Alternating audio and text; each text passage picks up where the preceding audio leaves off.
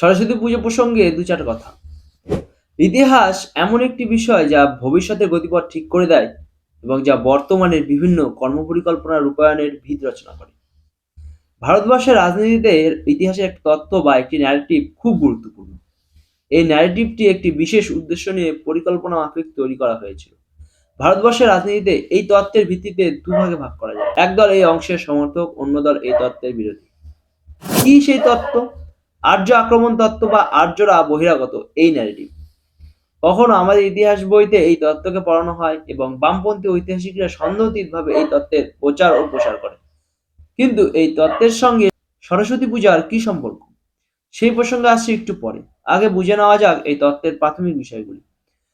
ইউরোপের ভাষার সঙ্গে সংস্কৃতের মিল দেখে ইউরোপিয়ান ভাষাবিদরা এই ভাষাকে এক শ্রেণীতে রেখে নাম দিলেন ইন্দো ইউরোপিয়ান ল্যাঙ্গুয়েজ।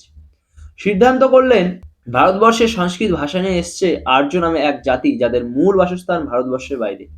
এই আর্যরা ভারতবর্ষে অনার্য সভ্যতাকে ধ্বংস করে নিজেদের বৈদিক সভ্যতাকে প্রতিষ্ঠিত করে।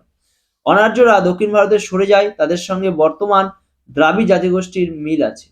এই পর্যন্ত যা জানলাম তা ভারতবর্ষের রাষ্ট্রীয়তার ওপর কি প্রভাব ফেললো?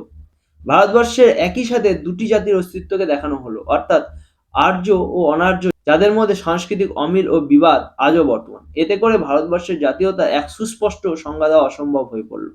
ভারতবর্ষে এরপর যত বৈদেশিক আক্রমণ হয়েছে, যেমন শক, হুন, গ্রিক, মুঘল, ইংরেজ, সবার সাথে বৈদেশিক আর্যরা যারা বেদ উপনিষদ লিখেছিল তারা এক শ্রেণীভুক্ত হয়ে পড়ল।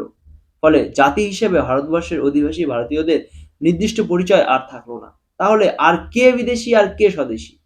বেদ, উপনিষদ, রামায়ণ, মহাভারত প্রভাবিত ভারতবর্ষের সাহিত্য, জীবনচর্চা, দর্শনকে আর ভারতের নিজস্ব বলা যায় না।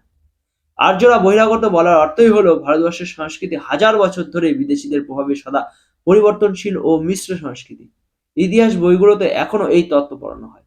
মহেঞ্জোদারো সহ বিভিন্ন প্রত্নতাত্ত্বিক আবিষ্কারকে এই তত্ত্বের অনুরূপে ব্যাখ্যা করা হয়। আর্য আক্রমণ তত্ত্ব কখনোই সন্দেহের ঊর্ধ্বে ছিল না। আর এখন বিভিন্ন বৈজ্ঞানিক গবেষণা ও প্রচুর প্রত্নতাত্ত্বিক আবিষ্কার আর্য আক্রমণ তত্ত্বকে মিথ্যাচার ও এক গভীর ষড়যন্ত্র হিসেবে প্রতিষ্ঠিত করেছে। এখানে রবীন্দ্রনাথ ঠাকুর সহ যে সমস্ত বামপন্থী ঐতিহাসিক আর্যদের বহিরাগত বলে বেদ উপনিষদের ভাষা সংস্কৃত জানেন না, তারা নির্ভর করেন ইউরোপিয়ানদের বিকৃত অনুবাদের উপর। বিজ্ঞানের অগ্রগতির সঙ্গে সঙ্গে স্যাটেলাইট প্রযুক্তি, radio carbon dating, hydrology, geology সহ বিজ্ঞানের বিভিন্ন শাখায় সফল প্রয়োগ সিদ্ধান্তে পৌঁছতে ভারত ইতিহাসের অনিশ্চয়তাকে ধীরে ধীরে নিশ্চয়তার দিকে নিয়ে যাচ্ছে এবং অনেক ক্ষেত্রে সমস্ত সন্দেহের ঊর্ধ্বে উঠে সত্য প্রতিষ্ঠিত হয়েছে। প্রমাণিত তথ্য আর্য আক্রমণ তত্ত্বকে সমূলে উৎপাদন করে। তার মধ্যে অন্যতম বেদে উল্লেখিত সরস্বতী নদীর অস্তিত্বের বৈজ্ঞানিক প্রমাণ। যে নদী মা হিসেবে, জ্ঞানের দেবী হিসেবে পূজিত হয়ে আসছে কয়েক হাজার বছর ধরে, সরস্বতী পুজোর প্রাচীনত্বকে বৈদিক সভ্যতার সঙ্গে সহজেই তুলনা করা চলে। আর্য আক্রমণ তত্ত্ব ভুল প্রমাণিত হলে প্রমাণিত হয় যে বেদ সৃষ্টিকারী তথাকথিত আর্যরা বাইরে থেকে আসেনি, বরং ভারতবর্ষের সভ্যতার সূচনা হয়েছে তাদের হাত ধরেই। এবং ভারতবর্ষে কোনো অনার্য সভ্যতা কোনোদিন ছিল না, কোনো বিভেদ ছিল না, উত্তর দক্ষিণের মধ্যে কোনো মৌলিক পার্থক্য ছিল না, কোনো মৌলিক পার্থক্য নেই। সমস্ত ভারতবর্ষ জুড়ে একই বৈদিক সংস্কৃতি বিভিন্নভাবে বিভিন্ন শাখাতে বিকশিত হয়েছে।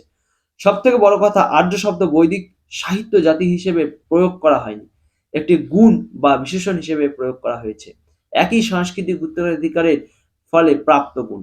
সরস্বতী পুজো তাই বিশ্বের প্রাচীনতম নিরবিচ্ছিন্ন সংস্কৃতির উদযাপন, আর্য আক্রমণ তত্ত্ব এর মিথ্যাচারকে নস্যাৎ করার অনুষ্ঠান। পূর্ব পশ্চিম উত্তর দক্ষিণের দ্বন্দ্ব ভুলে এক অখণ্ড ভারতবর্ষের ঐক্যের জয়গান।